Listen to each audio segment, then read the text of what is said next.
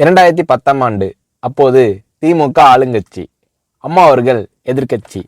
ஒரு பெரிய மிரட்டல் விடுத்து அம்மா அவர்களுக்கு எதிராக மதுரை மாவட்டத்தில் பல இடங்களில் போஸ்டர் ஒட்டியிருந்தார்கள்.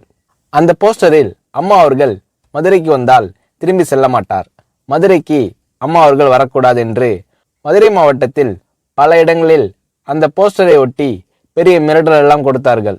அதேபோல் ஜெயா டிவிக்கும் மிரட்டல் தொலைபேசிகள், மிரட்டல் கடிதங்கள் வந்து கொண்டிருந்தது. ஜெயா டிவியின் செய்தி பிரிவினர் இந்த மிரட்டல்களை பற்றியெல்லாம் தியாகத்தலைவி சின்னம்மா அவர்களிடம் சொல்லி அம்மா அவர்களின் கவனத்திற்கு கொண்டு சென்றார்கள். அம்மா அவர்கள் துணிச்சல், வீரம், கம்பீரம் இவற்றின் ஒட்டுமொத்த உருவம். அதனால் புரட்சி தலைவி அம்மா அவர்கள், நான் மதுரைக்கு போய் தீருவேன், பொதுக்கூட்டத்தில் பேசியே தீருவேன், எது நடந்தாலும் எதிர்கொள்கிறேன் என்று சொல்கிறார்கள். ஒரு கட்டத்தில் ஜெயா டிவிக்கு மிரட்டல் எப்படி வருகிறது என்றால், ஜெயா டிவியின் அலுவலகத்தை வெடிகுண்டு வைத்து தகர்ப்போம், அம்மா அவர்கள் மதுரைக்கு வந்தால் ஜெயா டிவியை ஒழிப்போம், இப்படியெல்லாம் நிறைய மிரட்டல்கள் தொலைபேசியின் வாயிலாகவும் கடிதத்தின் வாயிலாகவும் வந்து கொண்டிருக்கிறது.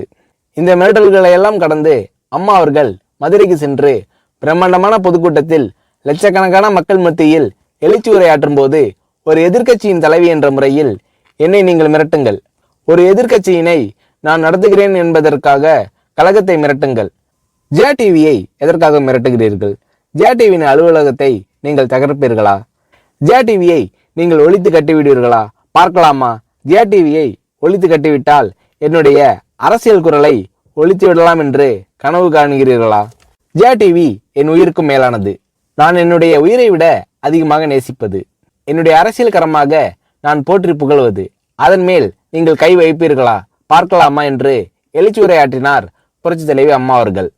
இப்படியெல்லாம் அம்மா அவர்களின் அன்புக்கும் மரியாதைக்கும் பாத்திரமாக ஜெயா டிவி இருந்தது.